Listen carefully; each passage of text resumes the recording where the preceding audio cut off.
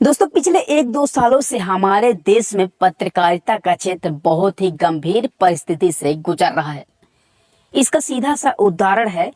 पिछले कुछ दिनों में पत्रकारिता के क्षेत्र पर काम करने वाले कुछ पत्रकार, कुछ न्यूज एंकर जिन्होंने अपने पद से इस्तीफा दे दिया है। अपने पद से इस्तीफा देने वालों में प्रमुख एनडीटीवी के प्रमुख रवीश कुमार, इसके अलावा रूबिका लियाकत, अभिसार शर्मा, कुमकुम बेनीवाल और अभी हाल ही में आज तक से अपने पद से इस्तीफा देने वाले शुभंकर मिश्रा जैसे न्यूज एंकर शामिल हैं। दोस्तों ऐसी कौन सी वजह है कि लगातार पत्रकारिता के क्षेत्र पर काम करने वाले पत्रकार अपने पद से इस्तीफा दे रहे हैं? दोस्तों मैं आपको ये भी बता दूं कि ये वो सारे पत्रकार हैं जिन्होंने अपने पद से इस्तीफा दिया है। वे सभी के सभी सरकार के खिलाफ या फिर सरकार के कामकाजों पर सवाल उठाते थे। तो दोस्तों क्या कहीं ऐसा तो नहीं कि सरकार के दबाव पर न्यूज एजेंसियां काम कर रही हैं और कोई भी सरकार से कोई भी न्यूज एंकर सवाल पूछता है या फिर सिस्टम के बारे में सवाल करता है तो उसे सरकार के दबाव में न्यूज एजेंसियां उन्हें सरकार नौकरी से निकाल देते हैं। दोस्तों अभी हाल ही में जितने भी पत्रकारों ने इस्तीफा दिया है, इसके बाद उन्होंने सबने अपना यूट्यूब चैनल स्टार्ट कर लिया है और सभी के सभी लोग जो है अब सरकार के खिलाफ खुलकर अपना बयानबाजी कर रहे हैं। तो दोस्तों कहीं ऐसा तो नहीं कि पत्रकारिता जो है सीधे सीधे सरकार की गुलाम हो गई है और सरकार जो चाहे वो पत्रकारिता से करवाए। दोस्तों अगर ऐसा हो गया तो हमारे देश पर पत्रकारिता एक बेहद ही गंभीर परिस्थिति हो जाएगी। दोस्तों अगर सीधा और साफ शब्दों पर कहा जाए कि पत्रकारिता क्या है, तो पत्रकारिता एक ऐसा माध्यम है जिसके द्वारा जनता सरकार से सवाल पूछ सकती है या फिर सरकार से अपना जो जानकारी है या फिर अपना जो है ओपिनियन सरकार से पूछ सकती है। और दोस्तों सरकार भी जनता से न्यूज के माध्यम से और पत्रकारिता के माध्यम से अपना संवाद या फिर अपना जवाब दे सकती है। लेकिन दोस्तों पिछले 1-2 सालों से जितने भी न्यूज एंकरों ने सरकार से सवाल किए हैं, सरकार के सिस्टम पर सवाल खड़े किए हैं, उन सभी को आखिर अपने पद से इस्तीफा क्यों देना पड़ा? दोस्तों सीधा सा मतलब ये है कि कोई भी सरकार पर अगर कोई भी सरकार के खिलाफ बयानबाजी करता है या फिर सरकार के खिलाफ कोई भी प्रश्न खड़ा करता है तो उन एंकरों को ही आखिर पत्रकारिता से या फिर न्यूज एजेंसियों के द्वारा उन्हें ही क्यों निकाला जाता है? दोस्तों कहीं हमारा देश या फिर कहीं हमारा पत्रकारिता सरकार का गुलाम तो नहीं हो गई? दोस्तों ये कहना इसलिए भी बेहद लाजमी है क्योंकि पिछले 1-2 सालों से गोदी मीडिया का भी चर्चा बहुत तेजी से चल रही है। यानी कि दोस्तों कुछ ऐसे भी पत्रकार हैं जिन्होंने सरकार के इशारों पर काम कर रहे हैं। दोस्तों मैं ऐसा नहीं कह रहा हूं कि सारे के सारे न्यूज एजेंसी जो हैं सरकार के इशारों पर काम कर रहे हैं, लेकिन कुछ ऐसे न्यूज एजेंसी हैं जिन्होंने सरकार के इशारों पर काम किया है और उन एजेंसियों पर, उन न्यूज एजेंसियों पर काम करने वाले कुछ न्यूज एंकर या फिर कुछ पत्रकार लोग अगर सरकार के सिस्टम पर सवाल उठाए हैं, उन सभी को जो है बाहर का रास्ता दिखा दिया गया है। दोस्तों आपको बता दूं कि एनडीटीवी के प्रमुख रवीश कुमार मोदी सरकार के प्रखर आलोचक, वे सरकार के सिस्टम पर हमेशा सवाल खड़ा करते थे, लेकिन उन्हें सरकार के द्वारा तो नहीं लेकिन न्यूज एजेंसी के द्वारा कुछ इस तरह के जाल बिछाए गए जिस पर रवीश कुमार उसमें फंस गए और खुद रवीश कुमार ने अपने न्यूज एंकर से या फिर पत्रकारिता से खुद ही इस्तीफा दे दिया। इसके अलावा दोस्तों अभिसार शर्मा जो सरकार के खिलाफ सवाल खड़ा कर रहा था, सिस्टम पर सवाल उठा रहा था, उन्हें भी अपने पद से इस्तीफा देना पड़ा। इसके अलावा कुमकुम बेनीवाल और दोस्तों अभी हाल ही में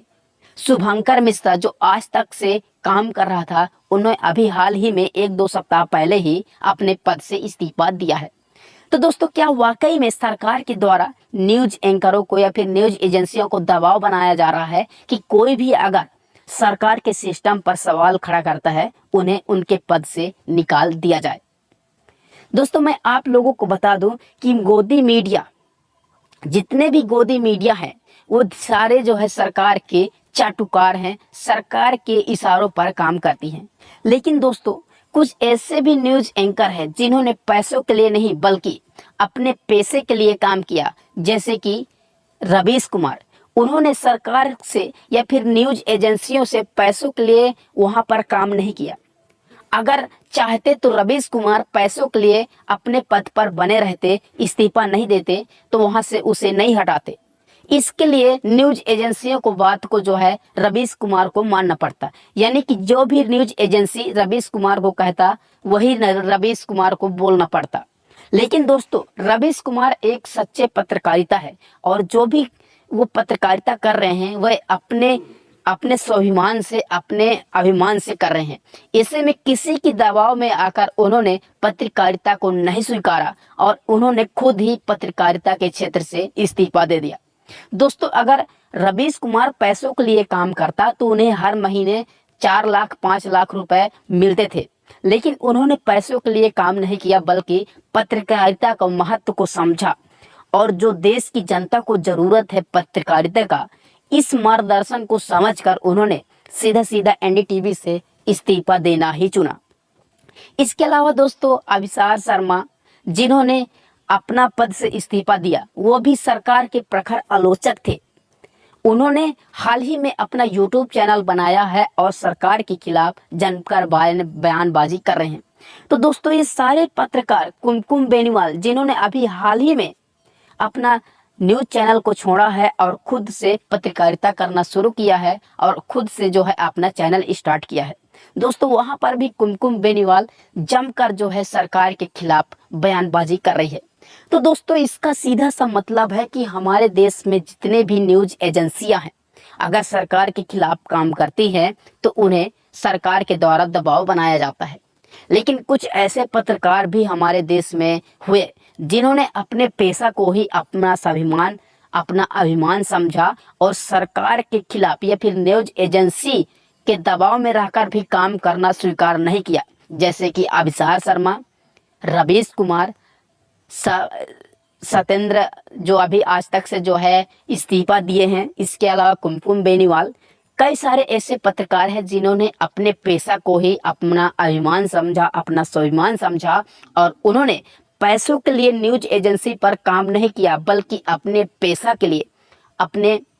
स्वाभिमान के लिए काम किया और उन्होंने जरूरत पड़ने पर अपने पद से भी इस्तीफा दे दिया।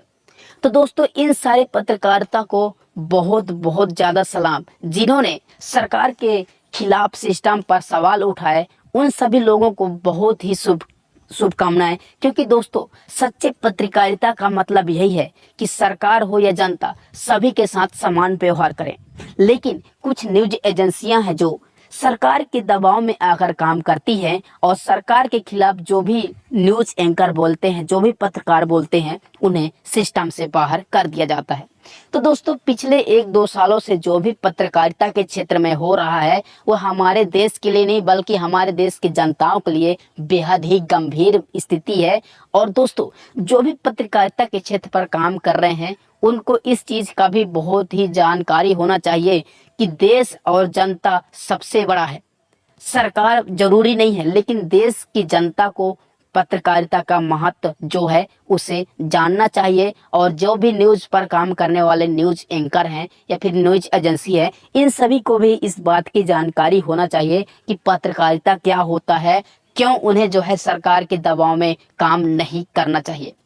दोस्तों अगर ये वीडियो आप लोगों को अच्छा लगा हो तो वीडियो को लाइक जरूर करें और चैनल पर नए हो तो चैनल को भी सब्सक्राइब जरूर करें और कमेंट सेक्शन पर बताएं अपना ओपिनियन कि आखिर क्या वाकई में पत्रकारिता हमारे देश के लिए इस समय गंभीर परिस्थिति से गुजर रही है।